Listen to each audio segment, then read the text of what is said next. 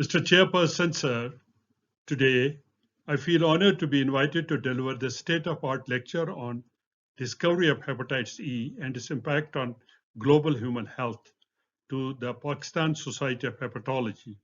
I shall focus on the journey we have traversed from the discovery of hepatitis E to its present scenario and the impact these landmark studies have had on global human health.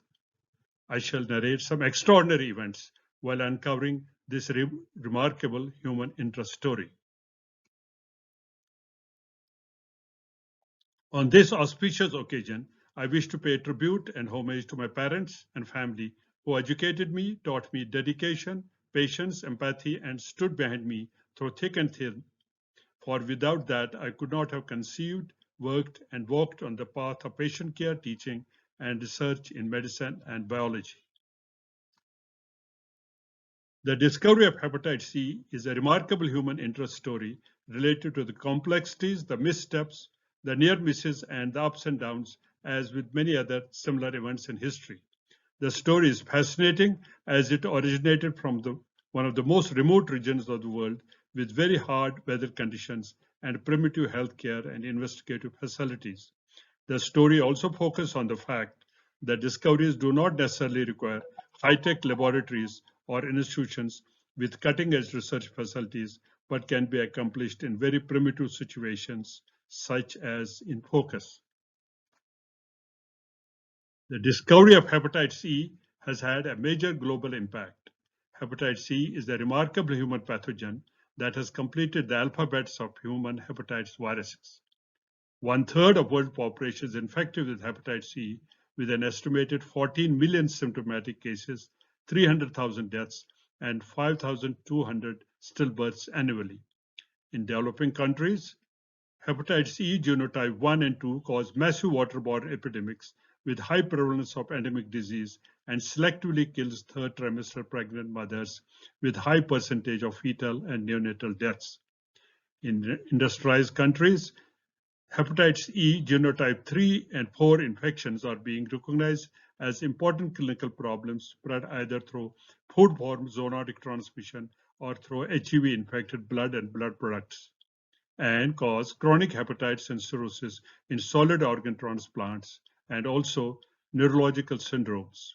In fact, hepatitis E has been designated as one of the most successful foodborne zoonotic infections in human history. Hepatitis C has a remarkable heterogeneity and infects a wide range of animals. A recombinant hepatitis E vaccine, the HEV-239, has been licensed in China, and all of us are looking forward to its availability and applicability.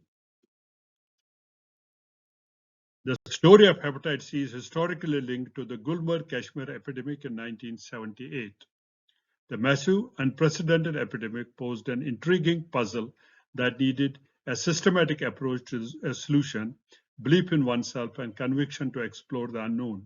Otherwise, there were numerous hurdles to cross for a young physician like me who had just completed his postdoctoral training. These included hard weather conditions, primitive healthcare structure, time factor to investigate a short-lasting massive epidemic, immediate need for a large survey team, availability of funding, and personal health risks. To face these challenges, I opted to live in the area and strengthen the healthcare and offer care at doorstep. None of my physician colleagues agreed to join me, and today I tell them, thank you for not joining me so that I could do it alone. 500 healthcare workers joined me, needed a 2 weeks of in-service training, and formed an efficient survey team. I made immediate funding available generated from my practice, and the project received no external funding.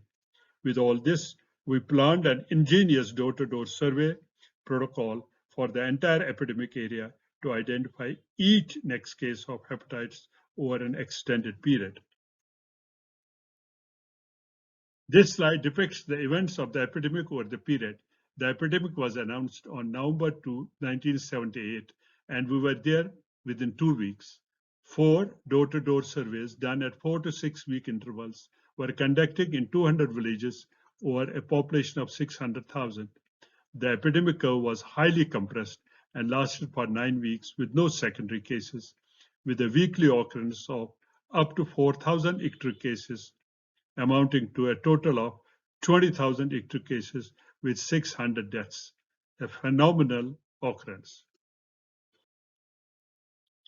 Based on epidemiological, clinical, and histological and serological data from this innovative study protocol of the epidemic, we announced the existence of a new disease and called it epidemic non-A non-B hepatitis, and postulated the existence of another human hepatitis virus hitherto not known. The features of the epidemic non-A non-B described by us in detail in this slide became a benchmark for studying hundreds of epidemics of hepatitis C in developing countries over the next 4 decades. We used 3 innovative ways to break the news of the discovery of the new disease. An award-winning preliminary oral presentation was given at the annual conference of the Indian Society of Gastroenterology held at Pune on October 12, 1979. Over a short period of 6 months, the American Journal of Medicine, the Green Journal, carried 2 full articles on the disease and published them in June 1980 and January 1981 issues, with 2 more communications in Lancet. With the personal help and intervention of Nobel laureate Dr. Blumberg, I had the distinction of giving 3-slide, 3-minute plenary session presentation to the first international conference on viral hepatitis held at New York on March 30, 1981. All this led to a buzz and started a series of inquiries, support, and collaborations. However, the existence of the epidemic non-A non-B as a new disease entity did not go well with the skeptics, who were convinced that this was a classical example of waterborne hepatitis A and denounced my data based on an opinion that the hepatitis A testing, which I had put forward, was faulty. To counter the A versus non-A controversy, I shipped thousands of sera to many reputed laboratories of the world to confirm my findings. To look for a new agent, I collaborated with Robert Purcell at NIH. Kashmir samples reached his lab on August 11, 1981, in an excellent condition for animal transmission studies. On January 1, 1982, Bob Purcell wrote to me, quote, "Muhammad, because of shortage of chimpanzees, we have not been able to inoculate your specimens to date, but they will be inoculated as animals become available this month. Bob Purcell." The unfortunate lost opportunity. While I was struggling to find the animals for transmission and did find them later at the ICGB, New Delhi, late Dr. Balian from Russian Academy of Medical Sciences in Moscow, Russia, showed extreme zest to explore the unknown. Through a self-experimentation, he identified virus-like particles in his stool samples, and this became the first stepping stone towards finding the etiological agent of epidemic non-A non-B hepatitis. We experienced a major setback in hepatitis E research from 1984 to 1991 as infectious samples from humans contained few virus-like particles, not enough for cloning and sequencing. This frustration ended when Dr. Bradley at the CDC found large quantities of virus-like particles in the bile samples of experimentally infected macaques. Soon, Dr. Reyes from Gene Lab on the West Coast partially cloned 1.3 kilobase of the virus, which led to the subsequent cloning and sequencing of a full-length 7.6 kilobase virus and defining the genomic structure. Now we have a meticulous details of hepatitis E viron, the hepatitis E virus genome with its 3 operating frames and their expression, and the structure of the virus-like particle with the detailed structure of the capsid proteins with their 3 linear domains, namely the S, the P1, and the P2 domain. From 1978 to 2013, we encountered 10 periodic epidemics of hepatitis C in Kashmir and thousands of cases emanating from endemic disease. We employed innovative study protocols to understand the disease and formulated several concepts to explain its intriguing nature. In return, we described 5 hepatitis C virus disease forms, studied unique relationship of hepatitis E with pregnancy, and established 4 distinct routes of transmission of hepatitis E virus infection. We established that hepatitis E virus antibodies are long-lasting and gave a concept of cohort phenomena to explain the periodicity of epidemics of hepatitis E. In addition, we established peculiar hepatic histological features of hepatitis E virus infection under the term of cholestatic hepatitis with bile plugs and rosette formation. Why children do not manifest with hepatitis E and that hepatitis C infection is self-limiting disease were studied in depth and explained. All these data were published in over 60 scientific publications in high-ranking journals over the years, and lately were reviewed by me in 4 review articles. In addition to the above, we in a seminal paper were the first to show that hepatitis C virus infection is the only hepatitis virus that gets transmitted uniformly to the fetus, causing severe fetal and neonatal disease. Based on this, we have proposed the concept of mirror syndrome as a possible cause of severe maternal disease caused by hepatitis E. Recently, we have made a major inputs on the understanding of the pathogens of hepatitis C in pregnancy and unraveled the unholy alliance between the pregnancy and hepatitis C virus infection, which was restricted to hepatitis C genotype 1 and occurs only in developing countries. Studies have confirmed that hepatitis E virus genotype 1 and not other genotypes is charged with ORF4 protein, and this unique protein with unique properties enhances the viral replication in the liver and enhances liver damage.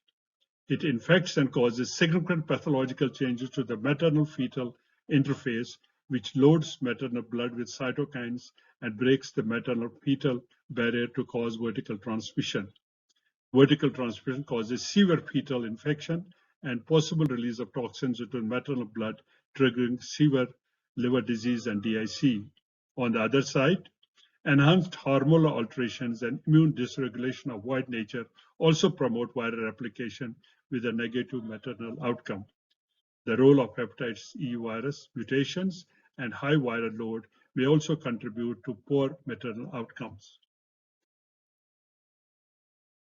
Hepatitis E was for long nicknamed as a disease of those third world countries. However, hepatitis C has moved beyond such borders with the discovery of swine hepatitis C virus by Dr. Meng from the Maryland College of Veterinary Medicine at Virginia and working as a visiting scientist with Bob Peirce's lab at NIH. This opened a huge Pandora box for hepatitis C virus infection in the animal kingdom, and at present, viruses from large number of animals have been well characterized, cloned, and sequenced as seen in this slide. In view of the marked heterogeneity, the International Committee of Taxonomy of Viruses has proposed the taxonomy, history, and classification of hepatitis C virus as shown in this table. Hepatitis C virus is listed in one of the distinct families of Hepiviridae with 2 genera, 5 species, and a number of genotypes. The new classification has reduced confusion in classifying the existing isolates as well as the new hepatitis C isolates sequenced from humans as well as animals. Hepatitis C genotype 1 to 4 have distinctive geographical predilection with 4 distinctive epidemiological zones, namely the epidemic infested hyperendemic zone, the high endemic zone with no recorded epidemics, distinctive zone restricted to Egypt, and the industrialized countries with sporadic autochthonous infections. While industrial countries have controlled the spread of hepatitis C by ensuring clean potable water, genotype 3 and 4 spreads through ingenious foodborne transmission. Domestic pigs, wild boar, and sika deer show cross-transmission of hepatitis E, and consuming raw and undercooked meat or liver, a luxury in such countries, can cause outbreaks of hepatitis E. More serious is the practice of visiting supermarkets and buying raw liver or figatelli sausages and eating it undercooked or raw. Significant percentage of such livers and sausages contain live virus. Sewage from pigs in such countries can flow to waterways, and visiting sea beaches and consuming infected mollusks have led to a small outbreaks of hepatitis C virus infection. Hepatitis C was considered an agent responsible for acute hepatitis that does not progress to chronic hepatitis. However, Kumar et al. Reported on 8 out of 14 patients of hepatitis C genotype 3 in solid organ transplants, which progress to chronic hepatitis. Chronic hepatitis E is reported in patients with solid organ transplants, human immunodeficiency virus, and hematological malignancies. HEV infection is being recognized as an important clinical problem in many industrialized countries under the several scenarios. Zoonotic foodborne transmission can lead to autochthonous outbreaks or sporadic cases of hepatitis E. Recently, data about such infections have been reported from several countries. Over 21,000 such infections with 37 outbreaks and 28 deaths occurred in European Union countries from 2005 to 2015. Transmitted hepatitis C is becoming a problem in many countries and has led to protocol of screening of donors for HEV in many such countries. It is now well accepted that HEV genotype 3 infection can induce chronic hepatitis and cirrhosis, solid organ transplant, patients with HIV and those with hematological disease. The clinical profile and follow-up large cohort of such patients has been reported and predictors of chronicity identified. Lastly, hepatitis C can cause a number of extrahepatic manifestations of these. Neurological syndrome is well studied by Dr. Dalton from UK. The news that rat hepatitis C virus infecting humans in Hong Kong has thrown shockwaves throughout the world community and is a wake-up call for the need of a clean environment that is free of rodents. While rats are known to transmit several other diseases in humans, including plague, Lassa fever, and leptospirosis, this is the first case report in humans of a rat hepatitis E virus in the humans. Hepatitis E vaccine has had a major breakthrough in hepatitis E research.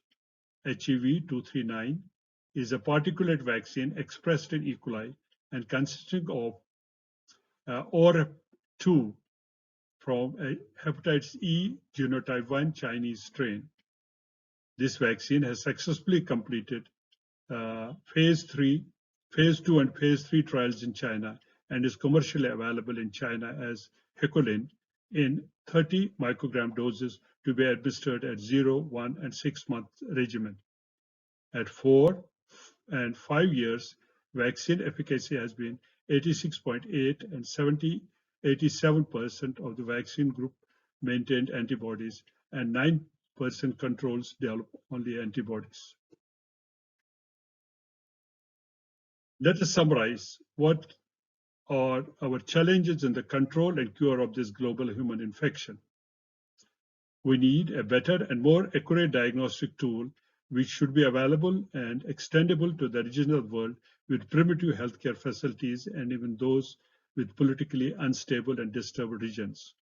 We need to get a better understanding of many perplexing issues about the epidemiology of hepatitis E, both in those developing and industrialized world.